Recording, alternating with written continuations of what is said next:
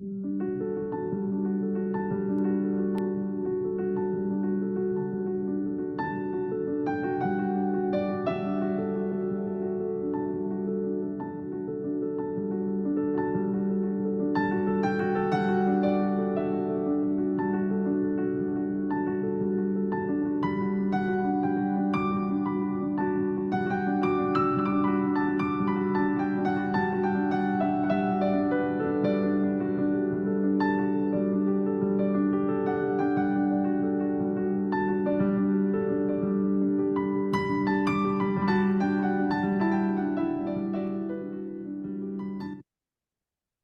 la historia de Israel aparece un profeta extraordinario, uno de los grandes profetas del Antiguo Testamento, Elías.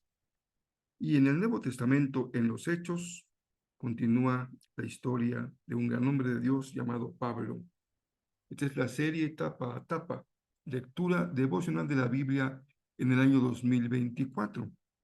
Esta es la meditación correspondiente al lunes 17 de junio. Yo soy el pastor Rafael Pola.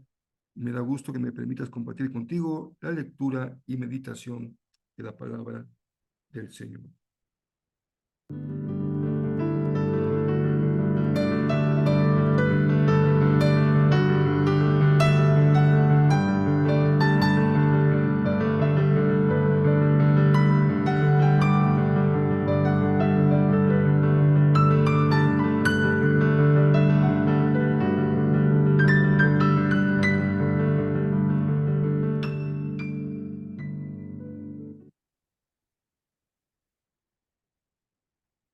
Dos cosas hermosas nos reservó la semana que empieza el día domingo, que es compartir la palabra en el libro, hermoso libro de Ruth, y celebrar el Día del Padre. Espero que haya sido un día de bendición, de alegría, de gozo, de compañerismo, de fraternidad, de honrar a papá, como dice la Escritura. Empezamos una semana más, una semana de lectura de la palabra de Dios. Seguimos con el primer libro de Reyes, y aquí aparece un personaje muy importante en el Antiguo Testamento, el profeta Elías. No tiene un libro como tal, pero se describe su ministerio. En el primer libro de Reyes empieza la narrativa de este tremendo, poderoso rey, profeta de Israel. Y en Hechos, pues, la historia de Pablo, aunque todavía continúa algunas referencias a lo que hizo el apóstol Pedro, también tendrá un vuelco impresionante, aunque sin duda que lo más importante es la presencia plena y poderosa del Espíritu Santo llevando adelante a la iglesia. Como cada lunes, hoy nos toca revisar tanto el material de lectura del domingo, del día 16, como de hoy lunes 17. Es un poquito mayor el tamaño de nuestra lectura. Así que empecemos entonces revisando lo que leímos en 1 Reyes 15:25 y se incluye en este día hasta el capítulo 18, verso 46. Pues el libro de Reyes puede enlistarse como reyes buenos, reyes malos, reyes en el norte, reyes en el sur, y las diferencias entre ellos pues son pequeñas. En nuestros capítulos se narra la historia de Nadab, el hijo de Joroboam. Él reina solamente 2 años. Alguien que lo va a suceder es Basa, quien lo mata, y va a reinar en su lugar un reinado largo, 24 años. Pero ambos, tanto Basa como en su caso también Nadab, tuvieron una práctica ética y espiritual negativa como la que vivió Jeroboam. A Basa lo sucede su hijo Ela y posteriormente Zimri.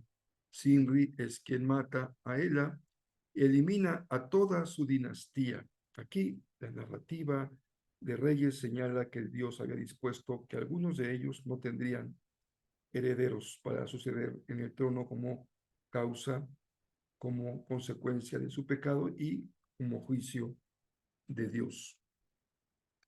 Pero Zimri Solamente reina durante 7 días porque Omri lo sucede en el trono.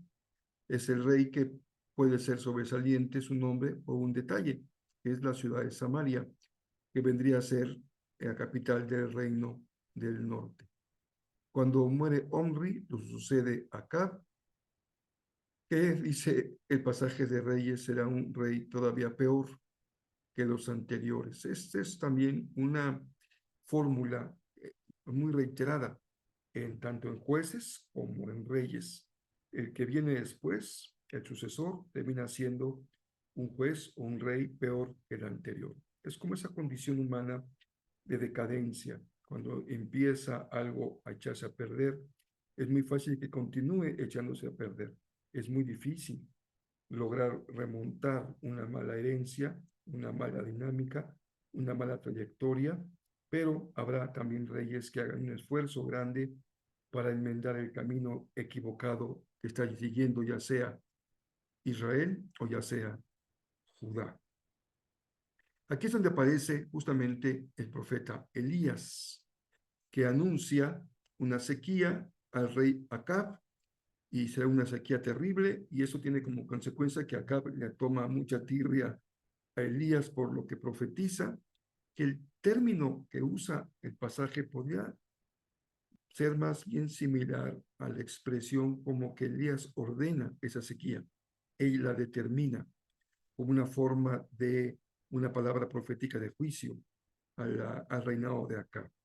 Pero eso hace que Acab lo persiga, lo busque para acabar con él, y Elías primero se refugia en una cueva, se seca el manantial desde que él está bebiendo agua, y se va a una región en Sarepta para ocultarse en la casa de una viuda con su hijo.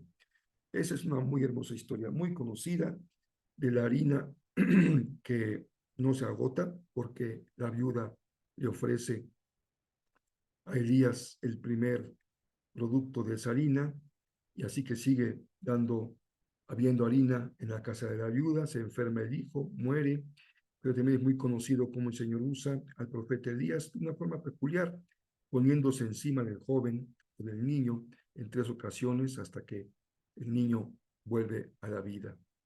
También hay una historia muy conocida y extraordinaria del poder de Dios en el ministerio del profeta Elías, porque él ha desafiado a los profetas de Baal y los invita a que hagan un holocausto y que ellos invoquen a Baal, y si Baal incendia ese holocausto sin que ellos provoquen el fuego, entonces demostrará que él es el Dios verdadero. Pero si lo hace el Señor, entonces demostrará que él es el Dios verdadero. Ambos grupos construyen su lugar para que se haga ahí el holocausto o el sacrificio. Elías está solito, él construye solo su lugar para que ahí se haga el sacrificio. Los sacerdotes hacen lo propio y hacen sus rituales, se cortan la piel, el cuerpo, con esos rituales a sus dioses.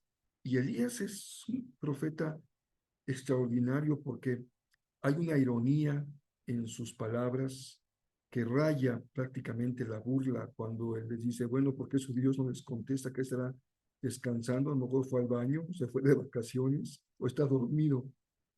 Y es un pasaje extraordinario por la genialidad de esta forma de expresar la falta de realidad del Dios Baal. Así que llega el momento en que Elías, de una manera sencilla, sin aspavientos, clama al Señor, y no solamente eso, sino que hace todavía más difícil su ofrenda porque la inunda, la pone llena de agua, y esto obviamente es mucho más complicado para que se pueda incendiar, pero así se hace. Y Elías vence a los sacerdotes de Baal y todos mueren en esa ocasión. Más de 400 profetas o sacerdotes de Baal han muerto. Así que estamos en este ministerio poderosísimo del profeta Elías. En Hechos 10 empezamos la lectura en el verso 24 y terminamos hasta el verso 30 del capítulo 11. Seguimos la línea de Pedro, ahora en Cesarea. Ya llega a la casa de Cornelio, este hombre que manda a buscarlo porque quiere escuchar lo que tenga que compartirle Pedro, y le da el mensaje, y ellos, su actitud es totalmente receptora del mensaje, y hay una manifestación poderosa del Espíritu Santo similar al de Pentecostés. También los asistentes son llenos del Espíritu, empiezan a profetizar o a hablar en otras lenguas, y termina esa reunión de Pedro con Cornelio, siendo todos los asistentes bautizados en agua porque han creído. La noticia, como reguero de pólvora, pues llega hasta Jerusalén, donde se reúnen los creyentes de origen judío, escandalizados porque Pedro ha llegado a la casa de un gentil, entró a la casa de un gentil, y ese es, como decíamos en la meditación última de la semana pasada, es un momento de vuelco, una vuelta muy profunda, porque una de esas distinciones clave en la formación judía, que es lo impuro de lo puro, aquí entra en una crisis muy profunda. Dice Pedro, yo no puedo llamarle impuro a lo que Dios mismo me mostró que no es impuro, porque Él lo ha creado. Así que la puerta se empieza a abrir, la puerta de entrada al mundo gentil, a la promesa del Evangelio de Jesucristo. Pero no solamente en Cesarea, también en Antioquía, donde llegan los cristianos perseguidos tras la muerte de Esteban. También hay gentiles en Antioquía que creen, y la iglesia envía a Bernabé para ver qué ha estado pasando ahí en Antioquía, y él da testimonio de que es verdad, los gentiles han creído, y el capítulo 11 termina con, o por lo menos la sección que estamos revisando hoy, termina con el viaje de Bernabé hasta Tarso, va por Saulo y lo trae de regreso, y ellos están ministrando, enseñando y profetizando en la iglesia de una manera muy poderosa. En ambos pasajes hay algo, hermanos y hermanas queridas, muy importante. La historia del pueblo de Dios no es lineal. Podríamos decir como es como una curva S, ¿no? Tiene momentos muy arriba y momentos muy abajo. La historia de jueces y de reyes está escrita justamente así, como esta curva, con reyes buenos y un descenso, y luego otro descenso y descenso con reyes malos. Dios envía personas, el pueblo tiene una actitud de arrepentimiento para que esa curva pueda otra vez levantarse. Y pasa lo mismo con los reyes. Reyes buenos, reyes malos, buenos, jueces malos. El pecado, la idolatría. Recuerden que la clave para poder calificar a un juez o a un rey como bueno o malo no son sus logros materiales, sino su fidelidad al Señor. Eso es lo más importante que evalúa el cronista, tanto de jueces como de reyes. Pero si hay algo característico, es la presencia poderosa del Espíritu Santo, de lo que es extraordinario, de lo que es sobrenatural, tanto en jueces, con los jueces como Sansón, una vida tan deplorable, pero con un poder espiritual tan extraordinario, y ahora Elías, con esta manifestación poderosísima del Señor, terminando con el holocausto completamente reducido a cenizas por la poderosa manifestación del Espíritu y el milagro de resurrección del hijo de la viuda. Y en el caso de Hechos, aquí también es la historia de la iglesia de movimiento, sus líderes, Pedro, Esteban, Felipe, ahora Pablo, Bernabé. Siempre que Dios da una solución, envía una persona. Pedro, Felipe, Bernabé, Saulo. Pero más allá de esa persona está la presencia poderosa del Espíritu Santo. Y no es lineal. Tiene momentos cúspides, momentos extraordinarios, y luego ciertos momentos de tranquilidad o de poca manifestación espiritual. Por eso es que nosotros estamos siempre atentos a lo que Dios debe hacer o hace, mejor dicho, lo que Él quiere hacer y hace a través del Espíritu Santo. Y Él se suele mover en formas extraordinarias. No siempre lo hace a través de las personas que están ocupando un lugar de liderazgo. Con el caso de los hechos serían los sacerdotes. o los rabinos, sino escoge personas que podían estar en los márgenes, que no son parte del núcleo de líderes, sino que Él los toma de otros lugares para manifestarse de manera poderosa. Pero siempre hay esta actitud o esta narrativa de cómo Dios se manifiesta con poder a través del Espíritu Santo. Ahí es donde el Señor se mueve. Y así lo sigue siendo hoy. Él decide cómo, dónde y cuándo. Hay manifestaciones extraordinarias de su Espíritu, con palabra poderosa, con ministerios poderosos, con el pueblo de Dios volcado en misión. Estemos ahí, estemos expectantes, participemos en la medida en que Dios lo permite que lo hagamos, y si Él decide ponernos en el lugar adecuado para poderlo servir, siempre con esa actitud de confianza en que es el poder de Dios el que, del que depende toda su obra. Y cada ser humano es una solución, una respuesta a una problemática. Esta es la manera como hemos leído las Escrituras hasta el día de hoy. Y vamos al libro de los Hechos, de los Salmos. Estamos ya, fíjense ustedes, casi cercanos a terminar una primera vuelta de los Salmos. Estamos en el Salmo 134, que es el último en este grupo de los cantos de los peregrinos, y el 135 pertenece a otro grupo de salmos. En el 134 hay una exhortación permanente a alabar al Señor. Creo que eso es un detalle que debemos de subrayar a la luz de los salmos, muy importante. Y fue parte de los grandes impulsos que Dios le dio a su pueblo en las últimas décadas, la importancia de la alabanza y de la adoración. Y podemos tener un juicio favorable o desfavorable de lo que vemos hoy en términos de adoración, de alabanza.